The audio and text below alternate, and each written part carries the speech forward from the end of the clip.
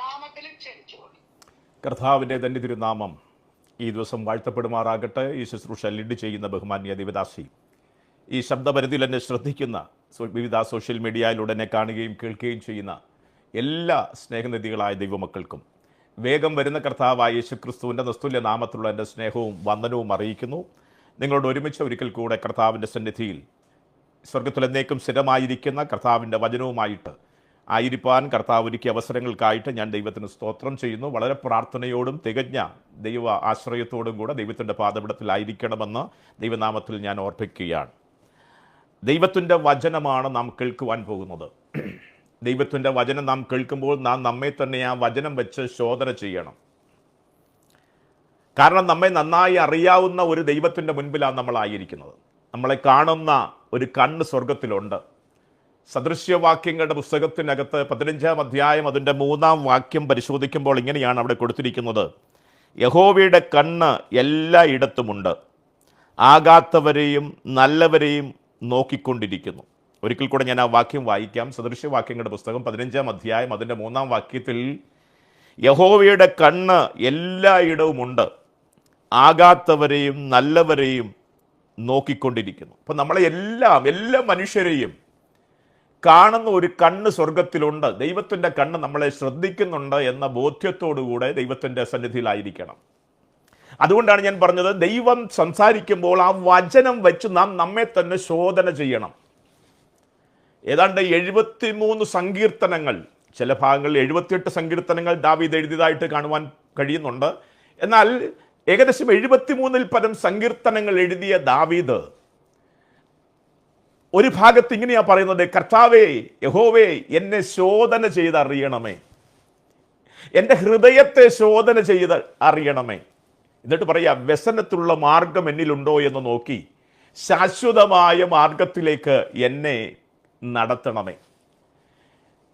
നമ്മളെയൊക്കെ സന്തോഷിപ്പിക്കുന്ന, നമ്മൾക്ക് ആവേശം തരുന്ന, നമ്മുടെ വിശ്വാസം വർദ്ധിപ്പിക്കുന്ന, നമുക്ക് പ്രത്യാശ തരുന്ന അനവധി സങ്കീർത്തനങ്ങൾ, അനവധി പാട്ടുകൾ എഴുതിയ, ഏകദേശം 73-ൽ പരം സങ്കീർത്തനങ്ങൾ എഴുതിയ ദാവീദ് അദ്ദേഹം പറയുകയാണ്: ദൈവമേ, എന്നെ നീ ശോധന ചെയ്യണം, എൻ്റെ ഹൃദയത്തെ ഒന്ന് ശോധന ചെയ്യണം, വ്യസനത്തിനുള്ള മാർഗം എന്നിലുണ്ടോ എന്ന് നോക്കി ശാശ്വതമായ മാർഗത്തിലേക്ക് എൻ്റെ കുറവുകളെ കാണുവാൻ, ഞാൻ മടങ്ങി വരേണ്ടതിൻ്റെ ആവശ്യകതയെ തിരിച്ചറിയുവാൻ എന്നെ ഒന്ന് പരിശോധിക്കണമേ എന്ന് പറയുന്ന സങ്കീർത്തനക്കാരൻ ദാവീദിനെ നമുക്ക് പുസ്തകത്തിൽ കാണാൻ കഴിയും. എത്ര നല്ല സ്വഭാവമാണത്.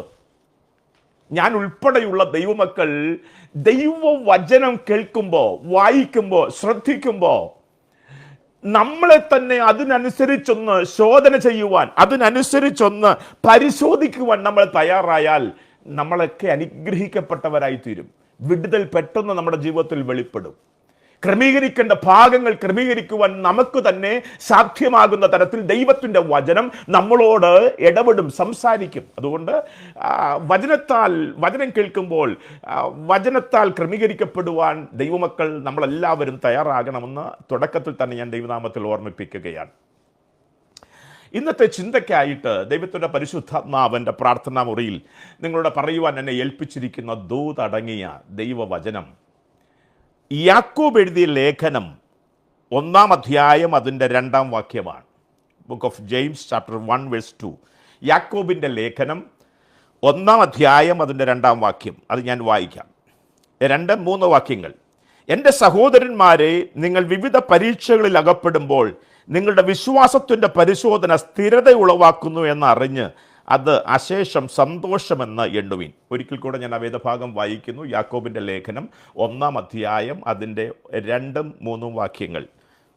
എൻ്റെ സഹോദരന്മാരെ, നിങ്ങൾ വിവിധ പരീക്ഷകളിൽ അകപ്പെടുമ്പോൾ നിങ്ങളുടെ വിശ്വാസത്തിൻ്റെ പരിശോധന സ്ഥിരത ഉളവാക്കുന്നു എന്നറിഞ്ഞ് അത് അശേഷം സന്തോഷമെന്ന് എണ്ണുവിൻ. നമുക്കറിയാം, യേശു കർത്താവിൻ്റെ ഉയർപ്പിന് ശേഷം പരിശുദ്ധാത്മാവിനെ പ്രാപിക്കാൻ കാത്തിരുന്ന ശിഷ്യന്മാർ പരിശുദ്ധാത്മാവിനെ പ്രാപിച്ചു കഴിഞ്ഞപ്പോൾ ദൈവസഭയുടെ ആ തുടക്കത്തിൽ ഉപദേശ സംബന്ധമായ വിഷയങ്ങൾ പത്രോസ് എഴുന്നേറ്റ് സംസാരിച്ചപ്പോൾ പത്രോസ് അപ്പോസ്തല പ്രവർത്തന പുസ്തകം 1-ാം അധ്യായം അതിന് 38-ാം വാക്യത്തിൽ ഇങ്ങനെയാണ് ചുറ്റും നിന്ന പുരുഷാരത്തോട്, വചനം കേട്ട പുരുഷാരത്തോട്, സംസാരിച്ചപ്പോൾ ഇങ്ങനെയാ പറഞ്ഞത്, നിങ്ങൾ മാനസാന്തരപ്പെട്ട് സ്നാനപ്പെട്ട് പരിശുദ്ധാത്മാവിനെ പ്രാപിക്കണം. ഉപദേശത്തെക്കുറിച്ച് പറയുക, ദൈവസഭയുടെ ഉപദേശത്തെക്കുറിച്ച് പത്രോസ് എഴുന്നേറ്റെന്ന് പറയുകയാണ്.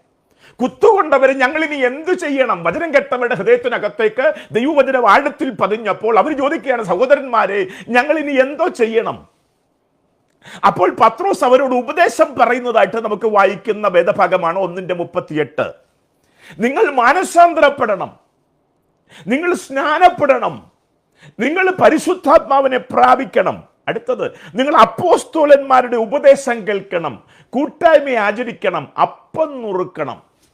ഇങ്ങനെയുള്ള ദൈവിക ഉപദേശത്തെക്കുറിച്ച് പറയുമ്പോൾ ഈ അപ്പോസ്തോലിക ഉപദേശം കേൾക്കണമെന്ന് ദൈവമക്കളോട് ഉപദേശമായിട്ട് പത്രോസ് പറയുകയാണ്. അല്ലെങ്കിൽ ദൈവസഭയുടെ ഉപദേശത്തിനകത്തെ പ്രധാനപ്പെട്ട ഒരു ഉപദേശമാണ് അപ്പോസ്തോലിക ഉപദേശങ്ങൾ. ദൈവമക്കൾ കേൾക്കണം, പഠിക്കണം, അതിനനുസരിച്ച് ജീവിതത്തെ ക്രമീകരിക്കണം.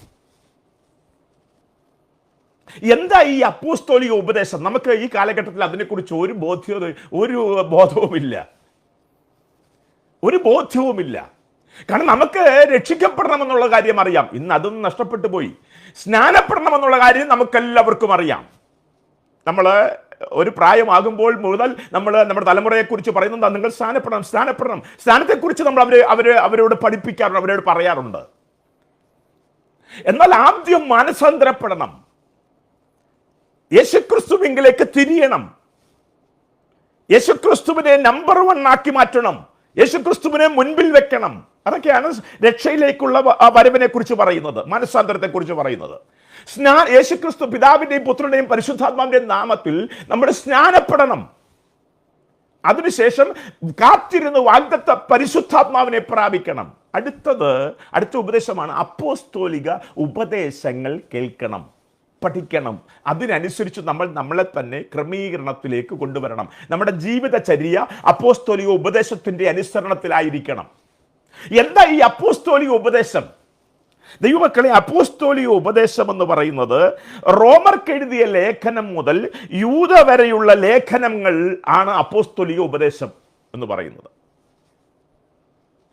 അപ്പോസ്തല പ്രവർത്തികൾ കഴിഞ്ഞ് 28 അധ്യായങ്ങളുള്ള അപ്പോസ്തല പ്രവർത്തികളിൽ 40 വർഷത്തെ ദൈവസഭയുടെ ചരിത്രമാണ്.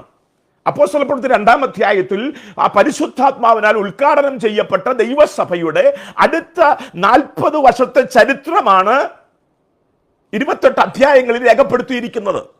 അതിനുശേഷം റോമർക്ക് എഴുതിയ ലേഖനം മുതൽ യൂദയുടെ ലേഖനം വരെ ഉള്ള ആ ലേഖനങ്ങളിലൂടെ ദൈവത്തിന്റെ പരിശുദ്ധാത്മാവ് അപ്പോസ്തലന്മാരെ കൊണ്ട് എഴുതിപ്പിച്ച എഴുത്തുകൾ, ലേഖനങ്ങൾ നമ്മൾ വായിക്കണം, നമ്മൾ മനസ്സിലാക്കണം. അതിനനുസരിച്ച് നമ്മുടെ ജീവിതങ്ങളെ ക്രമീകരിക്കണം. ഇതാ ദൈവം ആഗ്രഹിക്കുന്നത്, ഇതാ സഭയുടെ ഉപദേശം. പഴയ നിയമം അത്യാവശ്യമാണ്. പഴയ നിയമത്തിലാണ് പല വ്യക്തികളെ കുറിച്ചുള്ള ചരിത്രമുള്ളത്. ദൈവത്തിനു വേണ്ടി നിന്നവരുടെ ചരിത്രം, ദൈവത്തിൽ നടന്നുപോയവരുടെ ചരിത്രം, ഇത് നമ്മൾ മനസ്സിലാക്കേണ്ടത് അത്യാവശ്യമാണ്. മനസ്സിലാക്കിയിട്ട് നമ്മൾ നമ്മുടെ ജീവിതത്തെ ദൈവത്തിലൂടെ കടന്നുപോയ മനുഷ്യരുടെ ജീവിതചര്യയോട് ആ ലെവലിലേക്ക് നമ്മൾ നമ്മുടെ ജീവിതത്തെ കൊണ്ടുവരണം. നല്ല കാര്യമാണ്. വിശ്വാസം വർദ്ധിപ്പിക്കുവാൻ പഴയ നിയമത്തിലെ പല കാര്യങ്ങളും കേൾക്കുന്നത് നല്ലതാണ്, വായിക്കുന്നത് നല്ലതാണ്, പ്രസംഗം കേൾക്കുന്നത് നല്ലതാണ്. നമ്മുടെ വിശ്വാസത്തെ വർദ്ധിപ്പിക്കുവാൻ ഒക്കെ നല്ലതാണത്. നമുക്ക് ബലമുണ്ടാകുവാൻ നല്ലതാണത്. പക്ഷേ റോമർക്ക് എഴുതിയ ലേഖനം മുതൽ യൂദയുടെ ലേഖനം വരെയുള്ള ലേഖനങ്ങൾ വായിക്കാത്ത ഒരാൾക്ക് ക്രിസ്തീയ ജീവിതം ധാർമ്മിക മൂല്യങ്ങൾക്ക് അനുസരണമായി ചലിപ്പിക്കാൻ കഴിയുകയില്ല. ക്രിസ്തുവിന്റെ സ്വഭാവത്തോട് അനുരൂപരായി മാറണമെങ്കിൽ നമ്മൾ റോമർക്ക് എഴുതിയ ലേഖനം മുതൽ യൂദയുടെ ലേഖനം വരെയുള്ള ആ ലേഖനങ്ങൾ വായിച്ചു പഠിച്ചു ജീവിതത്തെ ക്രമീകരിച്ചേ പറ്റത്തുള്ളൂ. അതുകൊണ്ട് ഈ ദിവസങ്ങളിൽ ദൈവസഭ ലേഖനങ്ങൾ അത്യാവശ്യമായി വായിക്കുകയും കേൾപ്പിക്കുകയും ചെയ്യേണ്ടത് അത്യാവശ്യമാണ്. അങ്ങനെയുള്ള ഒരു ലേഖനമാണ് യാക്കോബിന്റെ ലേഖനം. ഒരു ക്രിസ്തീയ വിശ്വാസി, ഒരു ശിഷ്യൻ എങ്ങനെ ഒരു നല്ല ക്രിസ്ത്യാനിയായി ജീവിക്കാമെന്ന് നമുക്ക് മനസ്സിലാക്കി തരുന്ന ഒരു ലേഖനമാണ് യാക്കോബിന്റെ ലേഖനം. ഒരു ശിഷ്യന്റെ കടമകൾ ക്രൈസ്തവരെ പഠിപ്പിക്കുന്നതിനാണ് യാക്കോബ് ഈ ലേഖനം എഴുതിയിരിക്കുന്നത്. ആ ലേഖനത്തിൽ 5 അധ്യായമാണുള്ളത്. 5 അധ്യായത്തിനകത്തും ക്രിസ്തീയ സഭ പാലിക്കേണ്ട സദാചാര നിയമങ്ങളെ കുറിച്ചുള്ള എഴുത്തുകൾ അതിനകത്ത് ഈ 5 അധ്യായങ്ങൾ നമുക്ക് കാണാൻ കഴിയും. ശ്രദ്ധയോടുകൂടി നിങ്ങൾ കേൾക്കണമേ. 1-ാം അധ്യായത്തിൽ നാം വായിച്ച കുറിവാക്യമാണ് വിശ്വാസത്തിന്റെ സ്ഥിരതയെക്കുറിച്ചുള്ള പരിശോധനയെക്കുറിച്ച് രേഖപ്പെടുത്തിയിരിക്കുക.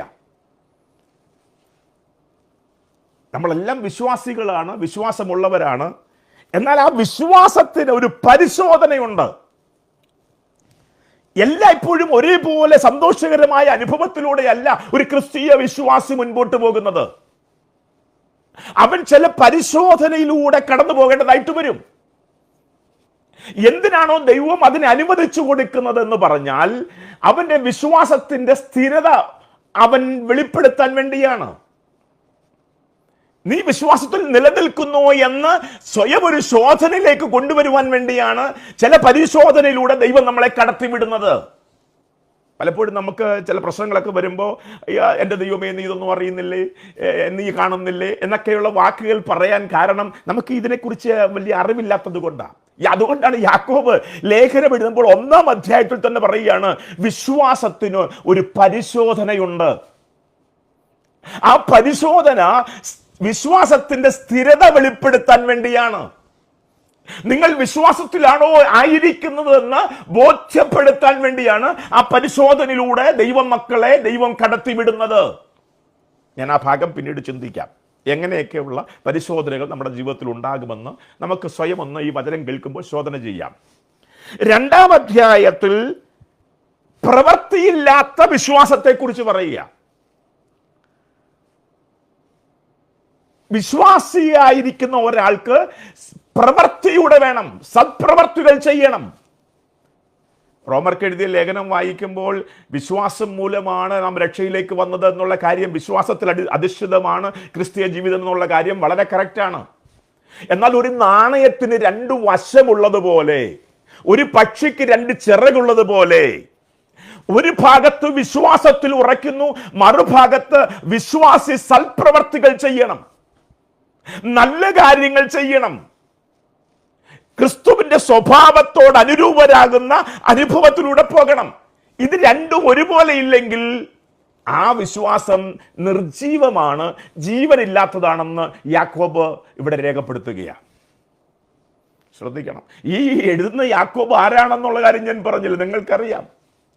ആ തുടക്കത്തിൽ പറയുന്നു യേശുക്രിസ്തുവിന്റെ ദാസനായ യാക്കോബ് എന്നാണ് അദ്ദേഹത്തെ പരിചയപ്പെടുത്തുന്നതെങ്കിലും അദ്ദേഹം യേശുക്രിസ്തുവിന്റെ അർദ്ധ സഹോദരനാണ്. ഞാൻ യേശുക്രിസ്തുവിന്റെ സഹോദരനാണെന്ന് പറയാൻ ഒരു ബുദ്ധിമുട്ടും അദ്ദേഹത്തിനില്ല. കാരണം വാസ്തവമായി അദ്ദേഹം യേശുക്രിസ്തുവിന്റെ സഹോദരനാണ്. പക്ഷേ അദ്ദേഹം ലേഖനം എഴുതുമ്പോൾ പറയുന്നത് ദൈവത്തിന്റെയും കർത്താവായ യേശുക്രിസ്തുവിന്റെയും ദാസനായ യാക്കോബ് എഴുതുന്നത്.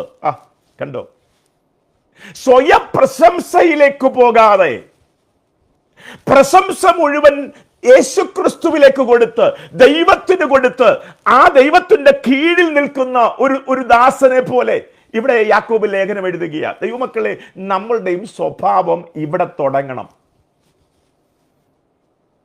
സാഹചര്യമനുസരിച്ച്, സാധ്യതയനുസരിച്ച്, പശ്ചാത്തലമനുസരിച്ച് ഇദ്ദേഹം യേശുക്രിസ്തുവിന്റെ സഹോദരനാണ്. യാക്കോബ്, യോസെ, യൂദ, അങ്ങനെ ശിമോൻ, ഇങ്ങനെയുള്ളവർ യേശുവിന്റെ സഹോദരന്മാരാണെന്ന് പുസ്തകത്തിനകത്തോണ്ട്. എൻ്റെ വിഷയം അതല്ലാത്തതുകൊണ്ട് ഞാൻ ആ ഭാഗത്തേക്ക് പോകുന്നില്ല. അദ്ദേഹത്തിന് ഒരു പ്രയാസമില്ല ഞാൻ യേശുക്രിസ്തുവിന്റെ സഹോദരനാണെന്ന് പറയാൻ, ഒരു പ്രയാസവുമില്ല. എല്ലാ മനുഷ്യരും ആരാധിക്കുന്ന ആ കാലഘട്ടത്തിൽ യേശുക്രിസ്തുവിനെ കുറിച്ച് അറിയാത്തവരാരുമില്ല. യേശു ഉയർത്തെഴുന്നേറ്റ് ജീവിക്കുന്ന ദൈവമാണെന്ന് അറിയാത്തവരാരുമില്ല. അങ്ങനെയുള്ള സഭയോട് പറയുകയാണ്, ഞാൻ യേശുക്രിസ്തുവിന്റെ ദാസനാണ്, ഉയർത്തപ്പെടേണ്ടത് യേശുക്രിസ്തുവാണ്, ആരാധന യേശുക്രിസ്തുവിനാണ്.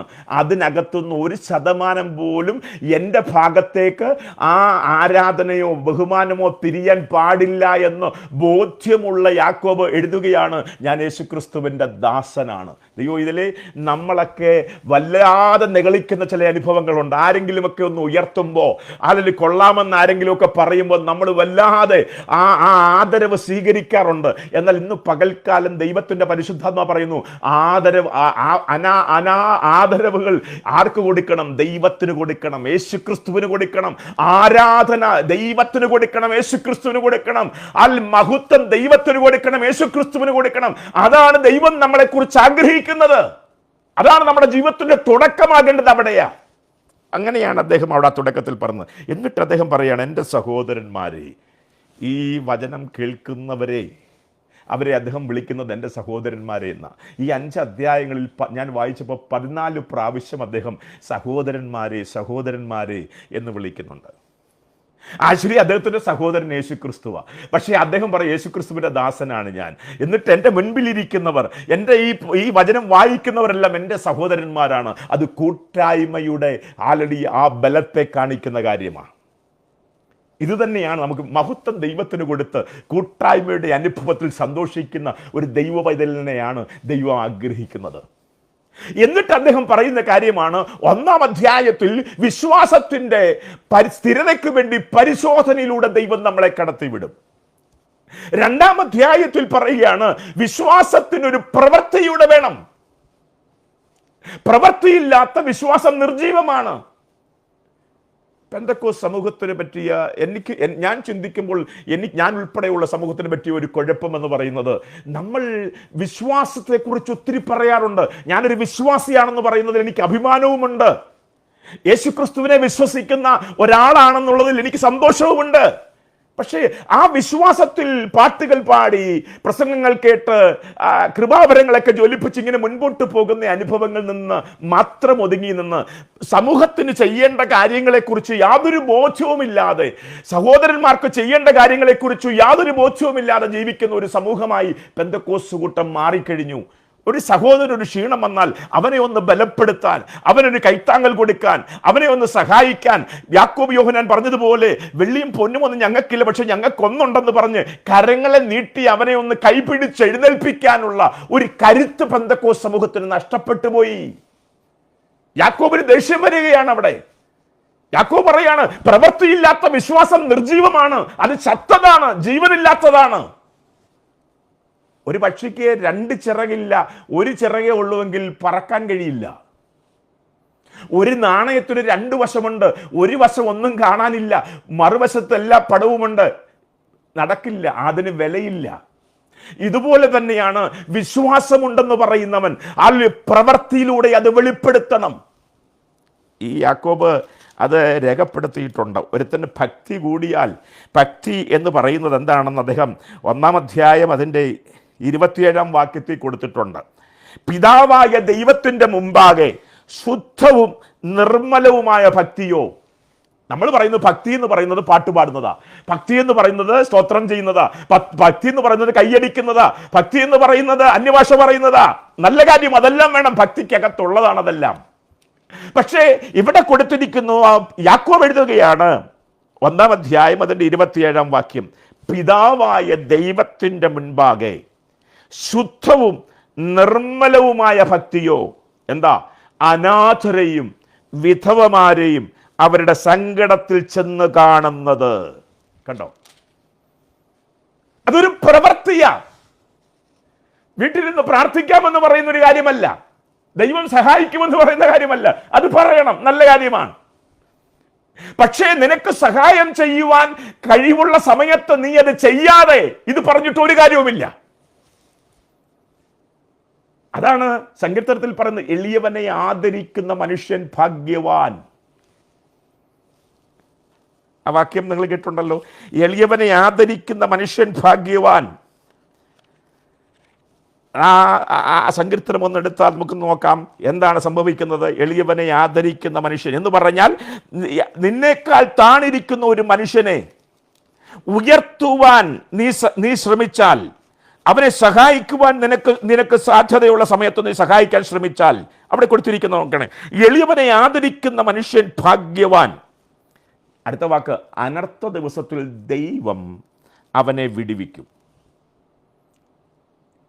നിന്നേക്കാൾ താണു നിൽക്കുന്ന ഒരു മനുഷ്യനെ, സഹായം ആവശ്യമായുള്ള ഒരു മനുഷ്യനെ, ക്ഷീണിച്ചു നിൽക്കുന്ന ഒരു മനുഷ്യനെ സഹായിപ്പാൻ നിനക്ക് കഴിവുള്ള സമയത്ത് നീ അത് ചെയ്താൽ, അടുത്ത വാക്ക് ശ്രദ്ധിക്കണം, അനർത്ഥ ദിവസത്തിൽ എല്ലാ മനുഷ്യരും ഇതുണ്ടാകും. ഈ ഒരു ദിവസം ഏതാ? അനർത്ഥ ദിവസം. പ്രശ്നവും ഇല്ലാത്ത ഒരു ജീവിതമേ ഇല്ല. ക്രിസ്തീയ ജീവിതം എന്ന് പറയുന്നത് പ്രശ്നത്തിനകത്തൂടെ പോകുന്ന ജീവിതമാണ്. അതാണ് കർത്താവ് പറഞ്ഞത്, 2 വീട് വെച്ചു, ഒരാൾ ആഴെ കുഴിച്ച് അല്ലാത്താൽ മണലിൽ മേൽ വെച്ചു. ഒരേ സമയത്ത് മഴ പെയ്തു. ആഴക്കുഴിച്ച വീടിന്റെ ആ ഭാഗത്ത് മഴ പെയ്തില്ലെന്നല്ല പറഞ്ഞത്, ആ 2 വീടും നിൽക്കുന്ന ഭാഗത്ത് മഴ പെയ്തു. മഴ പെയ്യുന്നിടം വരെ ഓക്കെയാ. പക്ഷെ മഴ പെയ്തു, വെള്ളം പൊങ്ങി, കാറ്റൂടടിച്ചു. അടുത്തത് ഒഴുക്ക് 2 വീടിന് നേരെ അടിച്ചു. ദൈവം ഇതിലെ ദൈവമക്കൾക്കും പ്രശ്നം വരും, ദൈവമില്ലാത്തവർക്കും പ്രശ്നം വരും. ഇന്ന് കേരളത്തിൽ അത് സംഭവിച്ച് കണ്ടുകൊണ്ടിരിക്കുക. ഒരു ദേശം മുഴുവൻ വെള്ളത്താൽ ചുറ്റപ്പെടുകയാ. വലിയ വീട്ടിലുള്ളവരും ചെറിയ വീട്ടിലുള്ളവരും ഒരുപോലെ ഒരേ സ്ഥലത്ത് ഒരുമിച്ച് കൂടുകയാ. അപ്പൊ പ്രശ്നങ്ങൾ എല്ലാവർക്കും ഉണ്ടാകും, അനർത്ഥ ദിവസം എല്ലാവർക്കും ഉണ്ട്. പക്ഷേ ഇവിടെ ഒരു വാക്ക്, യഹോവ അവനെ വിടുവിക്കും. ആരെ? എളിയവനെ ആദരിക്കുന്നവനെ.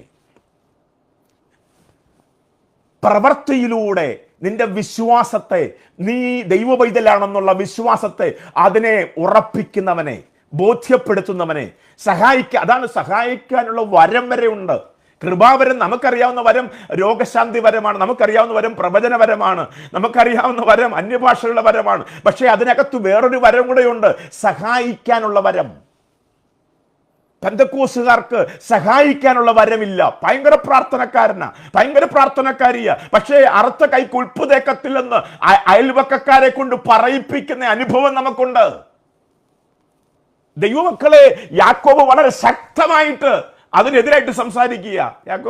യാക്കോബ് സഹോദരന്മാരെ എന്ന് 14 പ്രാവശ്യം വിളിച്ചു. പക്ഷേ വേറൊരു ഭാഗത്ത് യാക്കോബ് വിളിക്കുന്ന പേരൊക്കെ കേട്ടാൽ നമ്മൾ ഞെട്ടിപ്പോകും. യാക്കോബ് വിളിക്കുന്നത് 4-ാം അധ്യായത്തിന് 4-ാം വാക്യത്തിനകത്ത് വ്യഭിചാരികളായുള്ളവരെ, സഹോദരന്മാരെ എന്ന് വിളിച്ചവ ആ നാവ് കൊണ്ട് തന്നെയാണ് വിളിച്ചത്.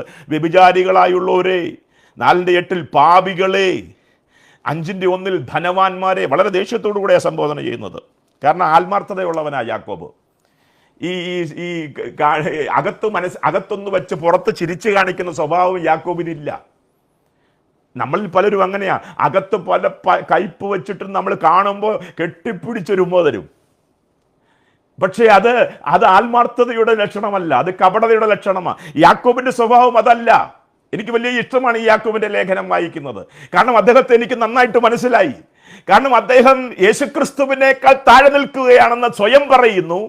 സഹോദരൻ എന്ന് പറയാതെ ദാസൻ എന്ന് പറയുന്നു. ബാക്കി 14 പ്രാവശ്യം 5 അധ്യായത്തിനകത്ത് മറ്റുള്ളവരെയെല്ലാം വായിക്കുന്നവരെ, കേൾപ്പിക്കുന്നവരെയെല്ലാം സഹോദരന്മാരെ എന്ന് പറയുന്നു. എന്നാൽ അതേ അവസരത്തിൽ അദ്ദേഹത്തിന് ദേഷ്യം വരുമ്പോൾ, ചില സംഗതികൾ കാണുമ്പോൾ, കേൾക്കുമ്പോൾ, അദ്ദേഹത്തിന്റെ അകത്ത് കോപം വരുമ്പോൾ അദ്ദേഹം വിളിക്കുന്നത് വ്യഭിചാരികളായുള്ളവരെ, പാപികളെ, ധനവാന്മാരെ എന്ന് പറഞ്ഞാൽ സ്വന്തമായിട്ട് ഇങ്ങനെ വാരി വലിച്ചു കൂട്ടി എല്ലാം വേണം വേണം വേണം വേണം എല്ലാം കിട്ടണമെന്നുള്ള ചിന്ത മാത്രം, ഞാനും എൻ്റെ കുടുംബവും എന്നുള്ള ചിന്ത മാത്രം, മറ്റുള്ളവരിലേക്ക് അത് പകർന്നു കൊടുക്കണമെന്നുള്ള യേശുക്രിസ്തുവിന്റെ സ്വഭാവത്തോട് ചേരാത്ത പ്രവർത്തികൾ ചെയ്യുന്ന ആളുകളെ നോക്കിക്കൊണ്ടാണ് പറയുന്നത് ധനവാന്മാരെ.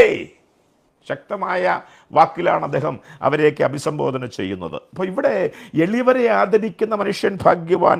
അനർത്ഥ ദിവസത്തിൽ യഹോവ അവനെ വിടുവിക്കും. അനർത്ഥ ദിവസം അവന് വരത്തില്ലെന്നല്ല, വന്നാലും വിഷയമല്ല, വിടുവിക്കാൻ ഒരു ദൈവം അവന് വേണ്ടി വരും. യഹോവ അവനെ കാത്ത് ജീവനോടെ പരിപാലിക്കും. അവൻ ഭൂമിയിൽ അനുഗ്രഹിക്കപ്പെട്ടിരിക്കും. അവന്റെ ശത്രുക്കളുടെ ഇഷ്ടത്തിന് ദൈവം അവനെ ഏൽപ്പിക്കുകയില്ല.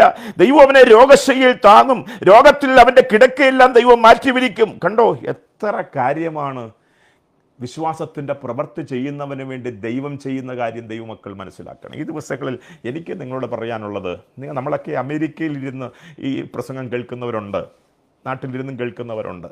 നമ്മളെ നാട്ടിൽ നിന്ന് പ്രാർത്ഥിച്ചയച്ച ഒരു ദൈവസഭ അവിടെയുണ്ട്. വേറെ ഒന്നും ഞാൻ പറയില്ല, എനിക്ക് പറയാനുള്ളതേ ഉള്ളൂ. ഞാൻ ചെയ്യുന്ന ആളായതുകൊണ്ട് എനിക്ക് ധൈര്യമായിട്ട് പറയാം. നാട്ടിൽ നമ്മുടെ ചെറുപ്രായം മുതൽ നമ്മളെ സൺഡേ സ്കൂൾ പഠിപ്പിച്ച,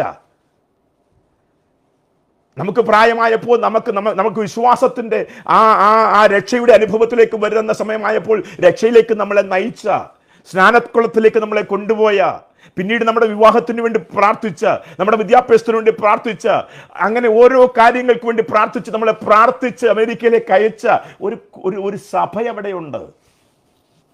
നമ്മൾ മറന്നു പോകരുത്.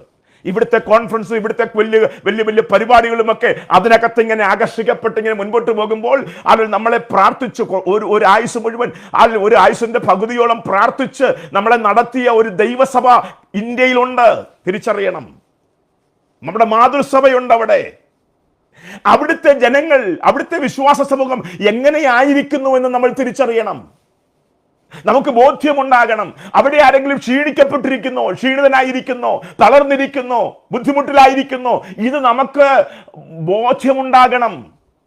ഇവിടെ നമ്മൾക്ക് ലഭിക്കുന്ന നന്മയുടെ ഒരു ഓഹരി അവിടേക്ക് നമ്മൾ കൊടുക്കണം. അങ്ങനെയുള്ളവരെ എഴുന്നേൽപ്പിക്കണം, സഹായിക്കണം. ഇവിടുത്തെ ആഘോഷങ്ങൾക്കകത്ത് മാത്രമാണ് നമ്മുടെ ജീവിതം. ദൈവം എന്നെ അനുഗ്രഹിച്ചെന്ന് പറഞ്ഞാൽ നിന്നെ പോലെ അധഭാഗ്യനാരുമില്ല. എനിക്ക് ആ ഭാഗം പറയുമ്പോൾ ബുദ്ധിമുട്ടൊത്തിരി വരും, അതുകൊണ്ട് ഞാൻ ആ ഭാഗം വിടുകയാണ്. പക്ഷേ എന്നെ കേൾക്കുന്ന ദൈവം, ഇതിലെ അനർത്ഥ ദിവസത്തിൽ ദൈവമക്കൾ വെടിവെക്കപ്പെടണമെങ്കിൽ, ദൈവം നമ്മുടെ പ്രാർത്ഥന കേൾക്കണമെങ്കിൽ, ആ പ്രാർത്ഥനയ്ക്കനുസരിച്ച് മറുപടി വെളിപ്പെടണമെങ്കിൽ, ഹല്ലേലൂയ, എളിയവരെ നമ്മൾ ഓർക്കണം, അവരെ നമ്മൾ ആദരിക്കണം. ഇവിടെ അതാണ് ഭാഗം പറയുന്നത്. അനാഥരെയും വിധവമാരെയും അവരുടെ സങ്കടങ്ങളിൽ ചെന്ന് കാണുന്നവനെ ദൈവം മറക്കില്ല. രണ്ടാം അധ്യായത്തിൽ പറയുന്നത് പ്രവൃത്തിയില്ലാത്ത വിശ്വാസം നിർജീവമാണ്. മൂന്നാം അധ്യായത്തിലേക്ക് വരുമ്പോൾ നാവിനെ കുറിച്ചാണ് പറയുന്നത്. നാവിന് കടിഞ്ഞാണിടണം. ദൈവമക്കൾ ആരാധിക്കുന്നവർ, ദൈവവചനം വായിക്കുന്നവർ, ദൈവവചനം പ്രസംഗിക്കുന്നവരുടെ നാവിനെ ശ്രദ്ധയോടുകൂടെ കൈകാര്യം ചെയ്യണം. അതും ഈ ഒന്നാം അധ്യായത്തിൽ നമ്മൾ വായിച്ച ഒന്നാം അധ്യായത്തിൻ്റെ 26-ാം വാക്യത്തിൽ, നിങ്ങളിൽ ഒരുവൻ തൻ്റെ നാവിന് കടിഞ്ഞാണിടാതെ തൻ്റെ ഹൃദയത്തെ വഞ്ചിച്ചുകൊണ്ട് താൻ ഭക്തനെന്ന് നിരൂപിച്ചാൽ അവൻ്റെ ഭക്തി വ്യർത്ഥമാകുന്നു. അവിടെ 3-ാം അധ്യായം 14-ാം വാക്യത്തിനകത്ത് ഇങ്ങനെയാണ്, എന്നാൽ നിങ്ങൾക്ക് ഹൃദയത്തിൽ കയ്പുള്ള ഈർഷ്യയും ശാഠ്യവും ഉണ്ടെങ്കിൽ സത്യത്തിന് വിരോധമായി പ്രശംസിക്കുകയും ഭോഷ്ക് പറയുകയും അരുത്. അതാ ഞാൻ മുമ്പേ പറഞ്ഞത്. ഹൃദയത്തിനകത്ത് ഭയങ്കര കയ്പും ദേഷ്യമാണ്. കിട്ടിയാൽ കൊല്ലണമെന്നുള്ള ചിന്ത, അവൻ നശിച്ചു പോകണമെന്നുള്ള ചിന്ത. പക്ഷെ കാണുമ്പോൾ ഭയങ്കര പ്രശംസാ വാക്കുകളാണ്, കെട്ടിപ്പിടിച്ച് ഉള്ള സന്തോഷ പ്രകടനങ്ങളാണ്. തമ്പുരാൻ പറയുകയാണിത് ശരിയായ കാര്യമല്ല. യാക്കോബ് പ്രത്യേകിച്ച് പറയുക, ഇത് തെറ്റായ കാര്യമാണ്. നിങ്ങളുടെ നാവിനെ ശ്രദ്ധയോടെ കൈകാര്യം ചെയ്യണം. കയ്പുള്ള സ്വഭാവം നമ്മുടെ അകത്തുണ്ടെങ്കിൽ, ഈർഷ്യ നമ്മുടെ അകത്തുണ്ടെങ്കിൽ, പത്രോസിന്റെ ലേഖനത്തിൽ പത്രോസ് പറയുന്ന ഒരു കാര്യമുണ്ട്, കയ്പിന്റെ വേര് വെട്ടിക്കളയണം. അവിടെ കൊണ്ട് അവസാനിച്ചില്ല, ആ വേരിനകത്തുനിന്ന് വീണ്ടും കിളിക്കുമെന്ന് പത്രോസിന് അറിയാവുന്ന പത്രോസ് പിന്നെ പറയാണ്, ഇല്ലില്ല, ആ വേര് ചൂഴ്ന്നെടുത്ത് കളയണം. ദൈവമക്കൾ തമ്മിൽ കയ്പ് വെച്ചുകൊണ്ടിരിക്കാൻ പാടില്ല. അങ്ങനെ കയ്പ് അകത്ത് വെച്ചുകൊണ്ട് പ്രശംസാ വാക്കുകളാൽ ഹല്ലേലൂയ സഹോദരനെ കെട്ടിപ്പിടിക്കാൻ പാടില്ല. നാവിനെ ശ്രദ്ധിക്കണം, നാവിനെ കടിഞ്ഞാണിടണം.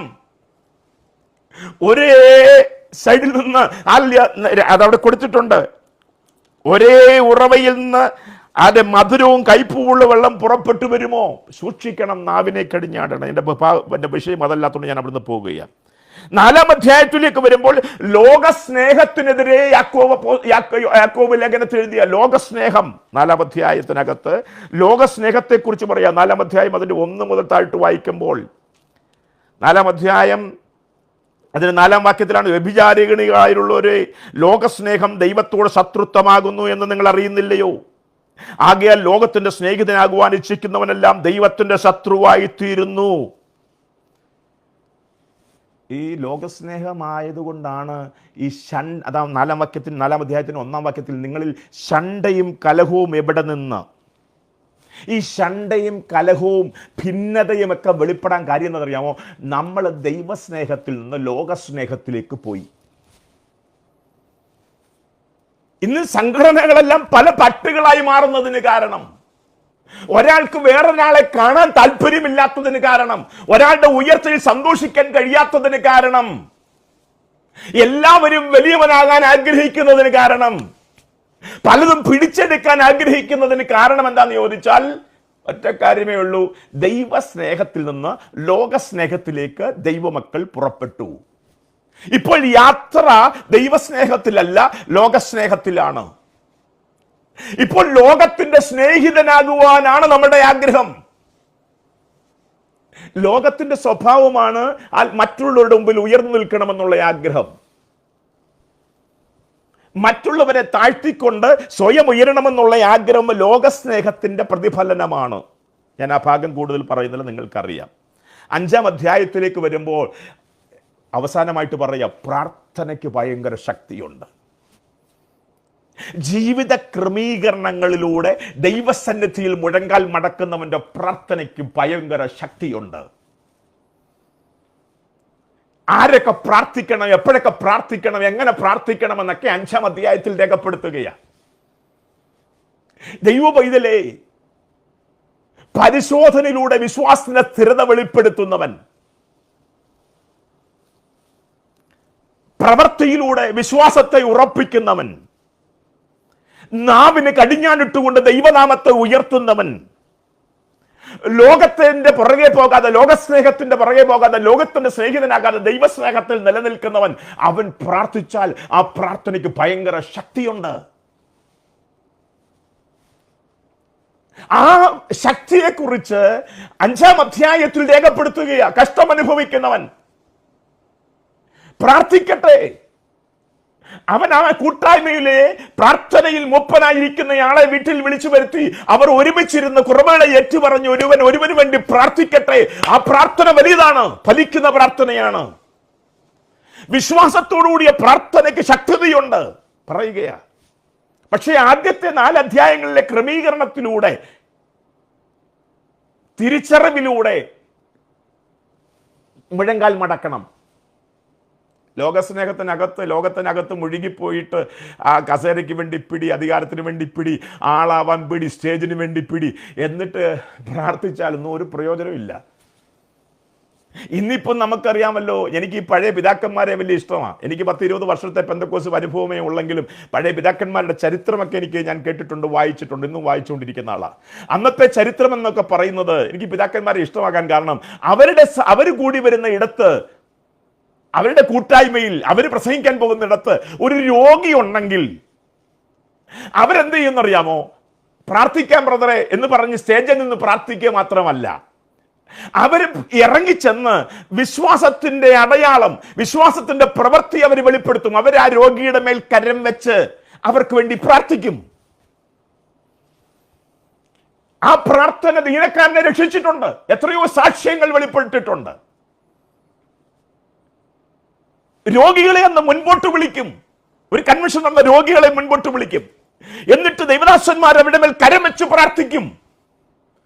ഭൂതശക്തിയുടെ മേൽ കരം വെച്ച് ഭൂതത്തെ ശാസിക്കും. അതൊക്കെ വിശ്വാസത്തിന്റെ പ്രവൃത്തിയായിരുന്നു, വിശ്വാസത്തിന്റെ അടയാളങ്ങളായിരുന്നു. ആ സമയത്തൊക്കെ ഭൂതശക്തികൾ പുറത്തു പോകും, അലറിക്കൊണ്ടുപോകും. അവര് സ്വതന്ത്രരാകും, രോഗികൾ സൗഖ്യമാകും. എത്രയോ സാക്ഷ്യങ്ങൾ കേട്ടിട്ടുണ്ട്, അനുഭവങ്ങൾ വായിച്ചിട്ടുണ്ട്. എന്നാൽ ഈ കാലയളവിലെങ്ങാനും ഈ പ്രാർത്ഥന സ്റ്റേജിൽ നിന്നല്ലാതെ ഒരു രോഗിയുടെ മേൽ ആരെങ്കിലും കൈവെക്കുന്നത് നിങ്ങൾ കണ്ടിട്ടുണ്ടോ? ഈ അടുത്ത കാലത്തെങ്ങാനും? എന്താ കാര്യം? പ്രാഗൽഭ്യം നഷ്ടപ്പെട്ടു. നമുക്ക് തന്നെ അറിയാം, നമ്മൾ ലോകത്തിന്റെ സ്നേഹിതനായിട്ട് പ്രാർത്ഥിച്ചാലൊന്നും മറുപടി ഉണ്ടാകത്തില്ലെന്ന് നമുക്കറിയാം. അതുകൊണ്ട് നമ്മൾ പെട്ടെന്ന് എന്താ പറയുന്നത്?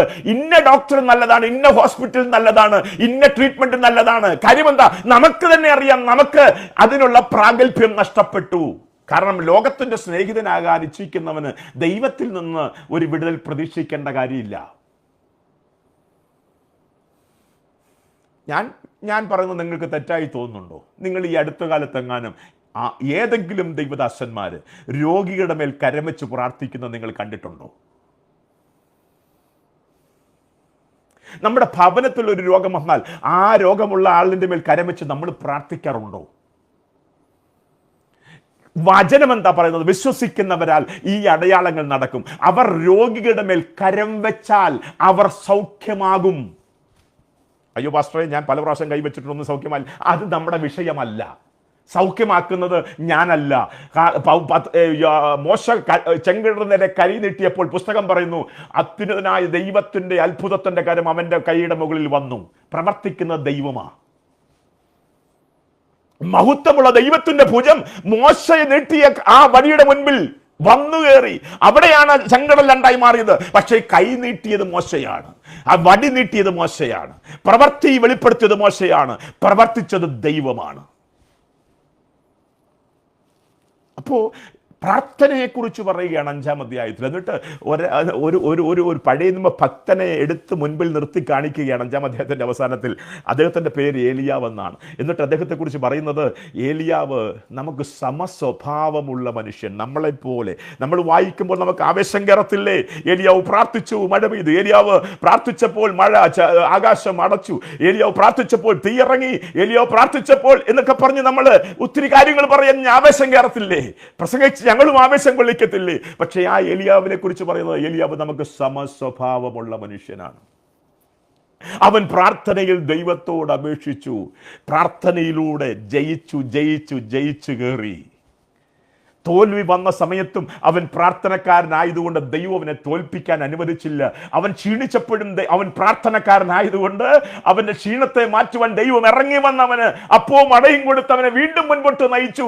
അവന് ഭീഷണി വന്നപ്പോൾ സാധാരണ മനുഷ്യരെ പോലെ നിരാശപ്പെട്ട് ഒളിച്ച് മരിക്കാനിരുന്നപ്പോ, മരിക്കാൻ സമയമായിട്ടില്ല എന്ന് പറഞ്ഞ് അവനെ അവിടുന്ന് എഴുന്നേൽപ്പിച്ച് ശക്തിയോടെ നടത്തിയ ചരിത്രമൊക്കെ പ്രാർത്ഥനയുടെ ബലത്തിന്റെ ശക്തിയെക്കുറിച്ച് ഏലിയാവിനെ ചൂണ്ടിക്കാണിച്ചുകൊണ്ട് നമ്മളെ പഠിപ്പിക്കുക. എന്നെ കേൾക്കുന്ന ദൈവത്തിലെ പ്രാർത്ഥനയ്ക്ക് ഇന്നും ശക്തിയുണ്ട്. ആര് പ്രാർത്ഥിക്കുമ്പോൾ? ദൈവത്തിന്റെ സന്നിധിയിൽ, ദൈവസ്നേഹത്തിൽ നിൽക്കുന്നവന്റെ പ്രാർത്ഥനയ്ക്ക് ശക്തിയുണ്ട്. മനസ്സിലാകുന്നവർക്കായി സ്തോത്രം ചെയ്യുക. നമ്മൾ വായിച്ച കുറിവാക്യത്തിലേക്ക് 2 മിനിറ്റ് കൊണ്ട് എടുത്ത് ഞാനൊരു കാര്യം പറയാം. യാക്കോബിൻ്റെ ലേഖനം 1-ാം അധ്യായം അതിൻ്റെ 2-ാം വാക്യത്തിനകത്ത് ഇങ്ങനെയാണ് കൊടുത്തിരിക്കുന്നത്: വിശ്വാസത്തിൻ്റെ സ്ഥിരതയ്ക്ക് വേണ്ടിയുള്ള പരിശോധന. ഈ പരിശോധന പരീക്ഷയൊക്കെ ജയിക്കുക എന്നുള്ളതല്ല ഇവിടെ കൊടുത്തിരിക്കുന്നത്. എല്ലാത്തിനകത്തും ജയിച്ച് യേശുക്രിസ്തു ഉണ്ടെങ്കിൽ എല്ലാത്തിനും ജയം എന്നുള്ള അതിനോട് എനിക്ക് യോജിപ്പില്ല. കാരണം എൻ്റെ ജീവിതത്തിൽ ഒത്തിരി പരാജയങ്ങൾ ഉണ്ടാകാറുണ്ട്. നിരന്തരമായി പരാജയപ്പെടുന്ന ഒരാളാണ് ഞാൻ. നിങ്ങൾ ജയിക്കുന്ന ഒരാളായിരിക്കാം. പക്ഷേ ഈ പരാജയങ്ങളിലൊക്കെ എന്നെ പഠിപ്പിക്കുന്ന ചില കാര്യങ്ങളുണ്ട്. ഒരു വിഷയത്തിൽ ഞാൻ പരാജയപ്പെടുമ്പോൾ അതിനകത്തൂടെ എനിക്ക് പഠിക്കാൻ ചില പാഠങ്ങളുണ്ട്. ആ പാഠങ്ങൾ എനിക്ക് അടുത്ത പ്രാവശ്യം ജയിക്കാനുള്ള അവസരങ്ങളായി മാറുകയാണ്. ഇവിടെ യാക്കോബും പറയുന്ന അതാണ്. എല്ലാ പരീക്ഷയും ജയിക്കുക എന്നുള്ളതല്ല. തുടർച്ചയായി ഈ പരീക്ഷ എഴുതുമ്പോൾ, തുടർച്ചയായ പരിശോധനയോട് നമ്മൾ കടന്നു പോകുമ്പോൾ നമ്മൾ ജയിക്കുന്നവരായിട്ട് മാറും. സാത്താന്റെ സ്വഭാവം എന്ന് പറയുന്നത് നമ്മുടെ വിശ്വാസം ഇല്ലാതാക്കുക എന്നുള്ളതാണ്. എന്നാൽ ദൈവം ആഗ്രഹിക്കുക നമ്മൾ വിശ്വാസത്തിൽ നിലനിൽക്കുന്നവരാകണമെന്നുള്ളതാണ്, ഉറച്ചു നിൽക്കുന്നവരാകുന്നവരാണ്. അതിനുവേണ്ടിയാണ് ഈ പരിശോധനയിലൂടെ ദൈവം കടത്തിവിടുന്നത്, അനുവാദം കൊടുക്കുന്നത്. അതുകൊണ്ട് തന്നെ പരീക്ഷയിൽ തോറ്റാലും സന്തോഷിക്കുന്ന ഒരാളാണ് ഞാൻ. കാരണം ഇതിനകത്ത് ചിലത് പഠിച്ചു, ആ തോൽവിയിൽ ചില കാര്യങ്ങൾ പഠിച്ചു. ഒരു പഴയ പാട്ടുണ്ടല്ലോ, നമ്മളൊക്കെ പണ്ട് പാടിയിട്ടുള്ളൊരു പാട്ടാ: എല്ലാ തോൽവികൾക്കും നാഥാ നന്ദി, നിന്റെ മുഖം കാണുവാൻ അതു നിമിത്തമായി. കണ്ടോ എന്താ പാടിയത്? എല്ലാ തോൽവികൾക്കും നാഥാ നന്ദി, നിന്റെ മുഖം കാണുവാൻ അതു നിമിത്തമായി. നമ്മൾക്ക് പക്ഷേ ഒരു തോൽവിയും വരാതിരിക്കാനാണ് നമ്മുടെ ആഗ്രഹം. അതാണ്, നല്ല കാര്യമാണ്. എന്നാൽ തോൽക്കുന്നത് ചില അവസരങ്ങളിൽ ചിലത് പഠിപ്പിക്കാനാണ്. ഇവിടെ യാക്കോബ് എഴുതുകയാണ്, 1-ാം അധ്യായത്തിൽ എഴുതുകയാണ്, വിശ്വാസത്തിന്റെ സ്ഥിരതയ്ക്ക് വേണ്ടിയുള്ള പരിശോധന നമ്മുടെ ജീവിതത്തിൽ ഉണ്ടാകും. അത് വിശ്വാസത്തിന്റെ സ്ഥിരത വെളിപ്പെടുത്താൻ വേണ്ടിയാണ്. അതിൽ ഒന്നാമത്തെ ഒരു ഭാഗം, 5 ഭാഗങ്ങൾ ഞാൻ ചിന്തിക്കാറുണ്ട്. അതിൽ ഒന്നാമത്തെ ഒരു ഭാഗം പരിത്യാഗത്തിലൂടെ വിശ്വാസത്തിന്റെ സ്ഥിരത വെളിപ്പെടുത്തണം. ദൈവം ആഗ്രഹിക്കുന്ന ഒരു പരിശോധനയാണ്, ദൈവം കടത്തിവിടുന്ന ഒരു പരിശോധനയാണ്. ചിലത് വിട്ടുകൊടുത്തുകൊണ്ട്, ചിലത് നഷ്ടപ്പെടുത്തിക്കൊണ്ട് വിശ്വാസത്തിന്റെ സ്ഥിരത ദൈവം പരിശോധിക്കും. നല്ലൊരു ഉദാഹരണം അബ്രഹാമാണ്. ഉൽപ്പത്തി പുസ്തകം 12-ാം അധ്യായത്തിൽ ദൈവം അബ്രഹാമിനെ വിളിക്കുമ്പോൾ ആ വിളിക്കകത്ത് ശ്രദ്ധിക്കണമേ. അബ്രഹാമേ എന്ന് വിളിച്ചിട്ട് ഞാൻ കാണിപ്പാനിരിക്കുന്ന ദേശത്തേക്ക് പുറപ്പെടാൻ പറയുമ്പോൾ ചില കാര്യങ്ങൾ പറയുന്നുണ്ട്. ഒരു ത്യാഗം അവനിൽ നിന്ന് ആവശ്യപ്പെടുന്നുണ്ട്, ഒരു പരിത്യാഗം ആവശ്യപ്പെടുന്നുണ്ട്. എന്താ അത്? നീ നിന്റെ ദേശത്തെയും ചാർച്ചക്കാരെയും പിതൃഭവനത്തെയും വിട്ട് എന്നെ അനുഗമിക്കണം. അതൊരു പരിശോധനയാണ്. ആള് യഥാർത്ഥ ആളാണോ എന്ന് ഉറപ്പിക്കാനൊരു പരിശോധനയാണ്, വിശ്വാസത്തിൻ്റെ ഒരു പരിശോധനയാണ്. വിളിച്ചവൻ വിശ്വസ്തനാണെന്നുള്ള ഉറപ്പവനുണ്ടോ എന്നുള്ള ഒരു പരിശോധനയാണ്. അവൻ അബ്രഹാം അതിൽ ജയിച്ചു. അദ്ദേഹം ദേശത്തെ വിട്ടു, അന്ന് വരെ ഉണ്ടായിരുന്ന ദേശത്തെ വിട്ടു, ചാർച്ചക്കാരെ വിട്ടു, പിതൃഭവനത്തെ വിട്ടു. കണ്ടോ, ദൈവം വിടാൻ പറഞ്ഞതിനെല്ലാം വിട്ടേച്ച് അതിനെ ത്യജിച്ചേച്ച് ദൈവത്തിലുള്ള വിശ്വാസത്തെ ഉറപ്പിച്ചുകൊണ്ട് മുൻപോട്ട് പോയി. കണ്ടോ, അതൊരു പരിശോധനയിൽ അവൻ ജയിച്ചു. ഇങ്ങനെയൊക്കെ സംഭവിക്കും. കൂടെ നിന്ന് ബലപ്പെടുത്തേണ്ട കുടുംബക്കാരെ ചിലപ്പം ഉപേക്ഷിക്കും. നമ്മളപ്പോൾ അയ്യോ എന്ന് പറയും, നമുക്കറിയത്തില്ല ഇത് പരിശോധനയാണ്. അവർ വിട്ടാലും വിടാത്ത ഒരു കരം നമ്മുടെ കൂടെ ഉണ്ടെന്നുള്ള ഉറപ്പ് നമുക്കുണ്ടെങ്കിൽ അവർ വിട്ടതിനായി സ്തോത്രം പറയും, ഇല്ലെങ്കിൽ അവരെ തെറി പറയും. ഈ പരിശോധനയിലൂടെ നമ്മൾ പലരും കടന്നുപോയിട്ടില്ലേ? നമ്മൾ സഹായിച്ച പലരും ഇപ്പം നമ്മളെ കാണാതെ മാറിപ്പോകുമ്പോൾ നമ്മൾ വല്ലാതെ അവർക്കെതിരെ സംസാരിക്കുന്നുണ്ടെങ്കിൽ നമ്മൾ തോക്കുകയാണ്. അത് ദൈവം എന്നെ ഏൽപ്പിച്ചു, ഞാനത് ചെയ്തു, ദൈവത്തിന് സ്തോത്രം, ദൈവം എൻ്റെ കൂടെയുണ്ട് എന്ന് പറയാൻ നമുക്ക് മനസ്സ് വരുന്നുണ്ടെങ്കിൽ നമ്മൾ വിശ്വാസത്തിൽ ഉറപ്പുള്ളവരാണ്. ദൈവത്തിലുള്ള വിശ്വാസം നമ്മൾ വെളിപ്പെടുത്തുകയാണ്. ഇവിടെ അബ്രഹാമിന് ഒരു മടിയുണ്ടായിരുന്നില്ല. അബ്രഹാമിന് അറിയാം, എന്നെ പേര് ചൊല്ലി വിളിച്ചവന് എന്നെ മുൻപോട്ട് നടത്താനും അറിയാം.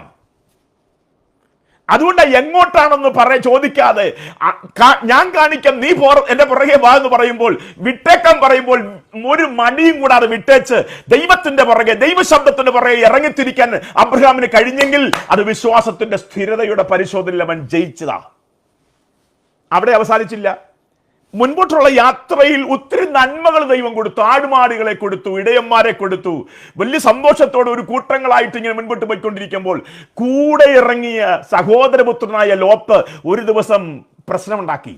അല്ലെങ്കിൽ അവരുടെ ഇടയന്മാർ തമ്മിൽ പ്രശ്നമുണ്ടായി. മുൻപോട്ട് പോകാൻ കഴിയാതെ വന്നപ്പോൾ അവിടെ നിന്നാണ്ട് ശ്രദ്ധിക്കണേ, ലോത്ത് അവൻ ഇഷ്ടമുള്ളത് മുഴുവൻ തെരഞ്ഞെടുത്തു, ഏറ്റവും നല്ലത് മുഴുവൻ തെരഞ്ഞെടുത്തു, നീരോട്ടമുള്ളത് മുഴുവൻ തെരഞ്ഞെടുത്ത് അത് എല്ലാം എടുത്തുകൊണ്ട് പോകുമ്പോഴും പ്രശ്നക്കാരനാകാതെ അബ്രഹാം ദൈവത്തിൽ വിശ്വസിച്ചുകൊണ്ട് മുൻപോട്ട് യാത്ര ചെയ്തു. 12-ാം അധ്യായത്തിൽ എന്താ കാര്യം? അത് വിട്ടുകൊടുക്കാൻ തയ്യാറായി. കാരണം അവനറിയാം, ഇതെല്ലാം തന്ന ദൈവത്തിന് ഇനിയും എനിക്ക് വേണ്ടി തരാൻ കഴിയുന്ന ദൈവമാണ്, എനിക്ക് വേണ്ടി കരുതുവാൻ കഴിയുന്ന ദൈവമാണ്. ഇതല്ല എൻ്റെ വിഷയം, എൻ്റെ ദൈവമാണ് എൻ്റെ നമ്പർ 1.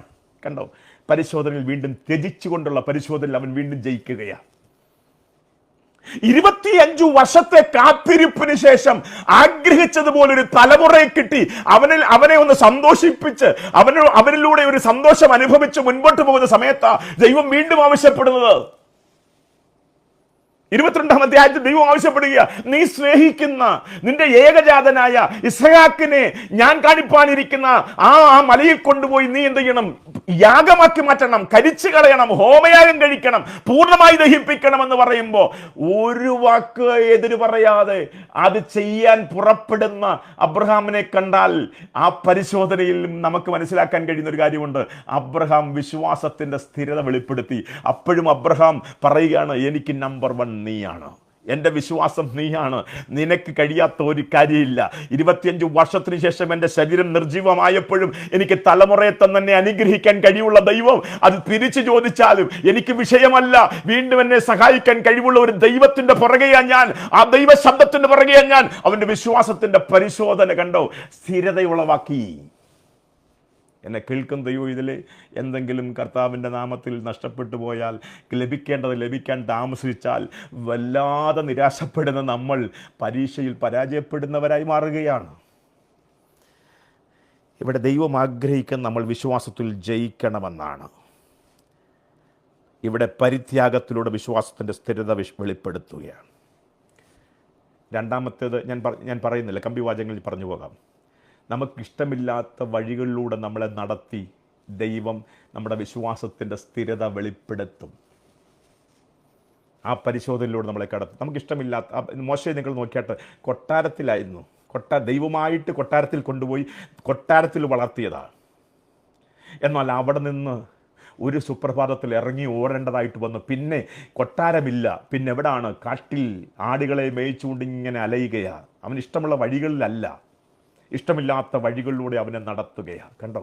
എന്നാൽ അല്ലെങ്കിൽ ആ യാത്രയുടെ അവസാനം അല്ലെങ്കിൽ ദൈവത്തിൻ്റെ പർവ്വതമായ ഹോരേബിൽ വെച്ച് ദൈവം സംസാരിക്കുമ്പോൾ ശ്രദ്ധിക്കണമേ, അല്ലെങ്കിൽ അവനൊരു നിരാശയുമില്ല, അവൻ ദൈവശബ്ദത്തിൽ നിൽക്കുകയാണ്. നമുക്കിഷ്ടമില്ലാത്ത വഴികളിലൂടെ നമ്മളെ നടത്തി നമ്മുടെ വിശ്വാസത്തിൻ്റെ സ്ഥിരത വെളിപ്പെടുത്തുവാൻ ആഗ്രഹിക്കുന്ന ഒരു ദൈവം അവിടെയുണ്ട്. പ്രയാസമുള്ള ജോലി ചെയ്യിപ്പിച്ചുകൊണ്ട് വിശ്വാസത്തിൻ്റെ സ്ഥിരത വെളിപ്പെടുത്തും. നമുക്കറിയാം, ഇറങ്ങി വരുന്ന യോർദാനിലേക്ക്, കരകവിഞ്ഞൊഴുകുന്ന യോർദാൻ, കൊയ്ത്തുകാലമാകുമ്പോൾ എല്ലാം എടുത്തുകൊണ്ടു പോകുന്ന യോർദാൻ്റെ മുൻപിൽ വെച്ച് ദൈവം ഒരു ദൂത് യോശുവായിലൂടെ പറയുക. എന്താ? പുരോഹിതന്മാരെ, നിങ്ങൾ പെട്ടകം ചുമക്കുന്നവരാ, നിങ്ങളൊരു കാര്യം ചെയ്യണം. പെട്ടകം ചുമക്കുന്ന നിങ്ങൾ പെട്ടകം ചുമന്നുകൊണ്ട് കാലെടുത്ത് എന്ത് ചെയ്യണം? ഈ കരകവിഞ്ഞ് കയറി വരുന്ന വെള്ളത്തിനകത്ത് വെക്കണം. എന്നിട്ട് അവിടെ നിൽക്കണം. ഈ ഇസ്രായേൽ ജനം 20 ലക്ഷം ആളുകളും അക്കരെ കയറുന്നിടം വരെ നിങ്ങൾ ഇങ്ങനെ നിൽക്കണം. ബുദ്ധിമുട്ടുള്ള കാര്യമോ? ഇവരെല്ലാം കയറിപ്പോകുന്നിടം വരെ നിങ്ങളുടെ കാൽ, പെട്ടകം ചുമക്കുന്ന നിങ്ങളുടെ കാൽ, പുരോഹിതന്മാരുടെ കാൽ ഈ യോർദാനിൽ തൊടുമ്പോൾ എവിടെ നിന്നാണോ വെള്ളം കരകവിഞ്ഞു കയറി വന്നത്, കവിഞ്ഞൊഴുകി വന്നത്, അങ്ങോട്ടേക്ക് അത് മടങ്ങിപ്പോകും. പക്ഷേ അത് തിരികെ വരാതിരിക്കണമെങ്കിൽ, ഈ ജനം അക്കരയ്ക്ക് കിടക്കണമെങ്കിൽ നിങ്ങൾ പെട്ടകം ചുമന്നുകൊണ്ട് നിൽക്കണം. ബുദ്ധിമുട്ടുള്ള കാര്യമാണ്. പക്ഷേ ആ പുരോഹിതന്മാർ ഒരാൾ പോലും എതിര് പറയാതെ അത് ചെയ്തു. ഈ 20 ലക്ഷം ആളുകളും അക്കരയ്ക്ക് കയറുന്നിടം വരെ അല്ലെങ്കിൽ ആ പ്രയാസമുള്ള ജോലി ചെയ്യുവാൻ ആ പുരോഹിതന്മാർ തയ്യാറായത് അവരുടെ വിശ്വാസമാണ്, അവരുടെ വിശ്വാസത്തിൻ്റെ സ്ഥിരത കാണിക്കുന്ന കാര്യമാണ്. ദൈവം ഇതിലെ പ്രയാസമുള്ള കാര്യമായിരിക്കാൻ ചില വിഷയങ്ങളിൽ കർത്താവിന് വേണ്ടി ചെയ്യാൻ ദൈവം നമ്മളെ ഏൽപ്പിക്കുന്നത്. അത് വിശ്വാസത്തോടുകൂടെ, വിശ്വസ്തയോടുകൂടെ ചെയ്യാൻ ചെയ്താൽ നമ്മുടെ വിശ്വാസത്തിൻ്റെ സ്ഥിരതയെ വെളിപ്പെടുത്തുവാനുള്ള പരിശോധനയിലൂടെ നമ്മൾ കടന്നു പോവുകയാണ്. വിശ്വാസത്തിൻ്റെ തെരഞ്ഞെടുപ്പിലൂടെ ഞാൻ ആ ഭാഗങ്ങളൊന്നും പറയുന്നില്ല. അങ്ങനെ 5 കൂട്ടം കാര്യങ്ങളുണ്ട്. വിശ്വാസത്തിൻ്റെ തെരഞ്ഞെടുപ്പിലൂടെ ദൈവം നമ്മളെ കടത്തിവിടും. മോശയ്ക്ക് വേണമെങ്കിൽ 2 തെരഞ്ഞെടുപ്പ് മുൻപിൽ വെക്കുകയാ. ഒന്നുകിൽ നിങ്ങൾക്ക് ഫറവോന്റെ പുത്രിയുടെ മകൻ എന്ന വിളിപ്പേരിൽ അറിയപ്പെട്ടുകൊണ്ട് ഈ രാജ്യം ഭരിക്കാം. എന്നാൽ ദൈവജനത്തിന് നിന്ന കഷ്ടത സ്വയം ഏറ്റെടുക്കാനുള്ള അവസരമാക്കി നിങ്ങളുടെ ജീവിതത്തെ മാറ്റാം. തെരഞ്ഞെടുപ്പ് മുൻപിൽ വെക്കുകയാ. അവിടെയും വിശ്വാസത്തിന്റെ സ്ഥിരത വെളിപ്പെടുത്തുന്ന പരിശോധനയിലൂടെ കടന്നു പോവുകയാണ്. കണ്ണുകളെ അടയ്ക്കാം. എന്നെ കേൾക്കുന്ന ദൈവമക്കളോട് ഞാൻ പരിശുദ്ധാത്മാവിൽ പറയട്ടെ, നമ്മൾ വിശ്വാസത്തിൻ്റെ സ്ഥിരത വെളിപ്പെടുത്തുന്ന ദൈവജനമായി മാറണം. വിശ്വാസത്തിൻ്റെ പ്രവൃത്തി വെളിപ്പെടുത്തുന്ന ദൈവജനമായി മാറണം. നാവിന് കടിഞ്ഞാടിടുന്ന കപടത ആക്ടിങ് ഇല്ലാത്ത, അഭിനയമില്ലാത്ത ജീവിതത്തിൻ്റെ ഉടമകളായി ദൈവമക്കൾ മാറണം. ലോക സ്നേഹത്തിൽ നിന്ന് മാറി ദൈവസ്നേഹത്തിനകത്ത് ഉറപ്പുള്ളവരായി ദൈവജനം മാറണം. പ്രാർത്ഥനയിലൂടെ മറ്റുള്ളവർക്ക് വിടുതൽ എടുത്തു കൊടുക്കുന്ന ദൈവജനമായിട്ട് ദൈവജനം മാറണം. വിശ്വാസത്തിൻ്റെ പരിശോധനയിലൂടെ ദൈവം കടത്തിവിടുമ്പോൾ ആ പരിശോധനയിലൂടെ ജയിക്കുന്ന, പഠിക്കുന്ന, ഉറപ്പാകുന്ന വിശ്വാസത്തിൻ്റെ ഉടമകളായി ദൈവമക്കൾ മാറണം. എല്ലാ കണ്ണുകളും അടച്ചാട്ടെ. ഞാൻ നിങ്ങൾക്ക് വേണ്ടി പ്രാർത്ഥിക്കാൻ പോവുകയാണ്. പ്രാർത്ഥന ആവശ്യമുള്ളവർ നിങ്ങളായിരിക്കുന്ന ഇടങ്ങളിൽ കേൾക്കുന്ന സമയത്ത് ഏത് വിഷയത്തിനാണെങ്കിലും നിങ്ങൾ ദൈവസന്നിധിയിൽ നിങ്ങളുടെ കാര്യങ്ങളെ ഉയർത്തുക. പ്രാർത്ഥിക്കുന്നത് ഞാനാണെങ്കിലും പ്രവർത്തിക്കുന്നത് ദൈവമാണ്. പ്രാർത്ഥിക്കാനാണ് ദൈവം നമ്മളെ വിളിച്ചിരിക്കുന്നത്. കഷ്ടം അനുഭവിക്കുന്നവൻ പ്രാർത്ഥിക്കണം, അവൻ സഭയിലെ മൂപ്പന്മാരെ വരുത്തണം, അവർ അവന് വേണ്ടി പ്രാർത്ഥിക്കണം, ഇങ്ങനെയൊക്കെ പറഞ്ഞിട്ടുണ്ട്. പ്രാർത്ഥന മറ്റുള്ളവർക്ക് വേണ്ടി പ്രാർത്ഥിക്കുന്ന അനുഗ്രഹം അനുഭവിക്കുന്ന ഒരു അനുഭവമാണ്. അനുഗ്രഹം അനുഭവിക്കാൻ വിളിക്കപ്പെട്ടവർ തമ്മിൽ അനുഗ്രഹിക്കുന്നവരായിരിക്കണം. ഞാൻ നിങ്ങൾക്ക് വേണ്ടി പ്രാർത്ഥിക്കാം. പരിശുദ്ധനായ ദൈവമേ, സ്വർഗ്ഗസ്ഥപിതാവേ, അങ്ങയുടെ സന്നിധിയിൽ ഞങ്ങൾക്ക് ഈ ഒക്ലഹോമ പ്രയർ ലൈനായി ഒരുമിച്ച് കൂടി കർത്താവിൻ്റെ വചനത്തിൻ്റെ മുൻപിൽ സന്തോഷിപ്പാൻ, ഞങ്ങളെ തന്നെ ഒന്ന് ശോധന ചെയ്യുവാൻ, തിരിച്ചറിയുവാൻ, ക്രമീകരണം പ്രാപിപ്പാൻ കർത്താവ് ഞങ്ങളെ സഹായിച്ചുകൊണ്ടിരിക്കുന്ന കൃപയ്ക്കായി സ്തോത്രം ചെയ്യുന്നു. അങ്ങയുടെ കരങ്ങളിലേക്ക് ജനത്തെ ഞാൻ ഏൽപ്പിച്ച് പ്രാർത്ഥിക്കുന്നു. ഈ കേൾവിക്കാരെ, തുടർന്നും കേൾക്കുവാൻ പോകുന്ന എല്ലാവരെയും ദൈവകരങ്ങളിലേക്ക് ഏൽപ്പിച്ച് പ്രാർത്ഥിക്കുന്നു. കർത്താവെ, ഞങ്ങൾ ക്രിസ്തുവിൽ തികഞ്ഞവരായി തീരുവാൻ, ക്രിസ്തുവിൻ്റെ സ്വഭാവത്തോട് അനുരൂപരാകുന്നവരായി മാറുവാൻ, മറ്റുള്ളവരെ സഹായിക്കുന്നവരായി മാറുവാൻ, മറ്റുള്ളവർക്ക് പ്രാർത്ഥനയിലൂടെ ദൈവിക ശക്തി വെളിപ്പെടുത്തുന്നവരായി തീരുവാൻ കർത്താവ് ഞങ്ങളെ ഉപയോഗിക്കണമേ. ഞങ്ങളെ സമർപ്പിച്ച് പ്രാർത്ഥിക്കുന്നു. ഈ ജനത്തെ ഞാൻ അങ്ങയുടെ നാമത്തിൽ, യേശു കർത്താവിൻ്റെ നാമത്തിൽ അനുഗ്രഹിക്കുന്നു. നിങ്ങൾ അനുഗ്രഹിക്കപ്പെട്ട യേശു കർത്താവിൻ്റെ നാമത്തിൽ നിങ്ങൾ അനുഗ്രഹിക്കപ്പെടും. നിങ്ങളുടെ കുടുംബങ്ങൾ അനുഗ്രഹിക്കപ്പെടും, നിങ്ങളുടെ കുഞ്ഞുങ്ങൾ അനുഗ്രഹിക്കപ്പെടും, അവരുടെ ഭാവി അനുഗ്രഹിക്കപ്പെടും, അവരുടെ നന്മ നിങ്ങൾ അനുഭവിക്കും. നിങ്ങൾ ഒരു അനുഗ്രഹമായി മാറും മറ്റുള്ളവർക്ക്. അങ്ങനെ സംഭവിക്കുന്ന കൃപയ്ക്കായി സ്തോത്രം. രോഗികളെ യേശു കർത്താവിൻ്റെ അടിപ്പിണരുകളാൽ സൗഖ്യം കൽപ്പിക്കുകയാണ്. യേശു കർത്താവിൻ്റെ അടിപ്പിണരുകളാൽ സൗഖ്യം അത് വന്നിരിക്കുന്നുവെന്ന് വചനം പറയുമ്പോൾ ആ വചനത്തിൻ്റെ ശക്തി പൂർണ്ണമായി ഉച്ച മുതൽ ഉള്ളങ്കാൽ വരെ ഓരോരുത്തരുടെ മേലും വ്യാപരിക്കപ്പെടട്ടെ. അസ്ഥികളുടെ മേലും, ഞരമ്പുകളുടെ മേലും, രക്തധമനികളുടെ മേലും, ത്വക്കിൻ്റെ മേലും വ്യാപരിക്കുന്ന രോഗബന്ധനങ്ങൾ യേശു കർത്താവിൻ്റെ നാമത്തിൽ അഴിഞ്ഞു മാറിപ്പോകട്ടെ. മരുന്നുകളെക്കാൾ, മെഡിക്കൽ സയൻസിനേക്കാൾ, സർജറിയേക്കാൾ ഞങ്ങൾ വിശ്വസിക്കുന്ന യേശു കർത്താവിൻ്റെ ആണിപ്പഴുത്തുള്ള കരം വെച്ചവരെ സൗഖ്യമാക്കണമേ. ഇപ്പോൾ തന്നെ വചനം വായിച്ചവരെ സൗഖ്യമാക്കുകയാണ്. അങ്ങനെ സംഭവിക്കുന്ന കൃപയ്ക്കായി സ്തോത്രം. എല്ലാവരും ദൈവകരങ്ങളിലേക്ക് ഏൽപ്പിച്ച് അനുഗ്രഹിച്ച് ദൈവകരങ്ങൾ സമർപ്പിച്ച് പ്രാർത്ഥിക്കുന്നു. കർത്താവിൻ്റെ രക്തത്താൽ മുദ്ര ചെയ്ത് ശത്രു കാണാതെ മറിച്ച് ദൂതന്മാരെ നിങ്ങൾ ഊരിപ്പിടിച്ച വാളുമായി വേലി കെട്ടി അവർക്ക് ചുറ്റും, നന്മയ്ക്ക് ചുറ്റും, അനുഗ്രഹത്തിന് ചുറ്റും, ദാനങ്ങൾക്ക് ചുറ്റും കാവൽ നിൽപ്പാൻ യേശു കർത്താവിൻ്റെ അധികാരത്തോടെ ദൂതന്മാരുടെ കൽപ്പിച്ച് പ്രാർത്ഥിക്കുന്നു. തിരുകരങ്ങളിലേക്ക് അടിയങ്ങളെ സമർപ്പിക്കുന്നു. മഹത്വം മുഴുവൻ യേശു കർത്താവിന് മാത്രം അർപ്പിച്ച് ദൈവസന്നിധിയെ താഴ്ത്തുന്നു. പ്രാർത്ഥന ഘടനായി സ്തോത്രം യേശുവിൻ നാമത്തിൽ തന്നെ. ആമേൻ, ആമേൻ, ആമേൻ.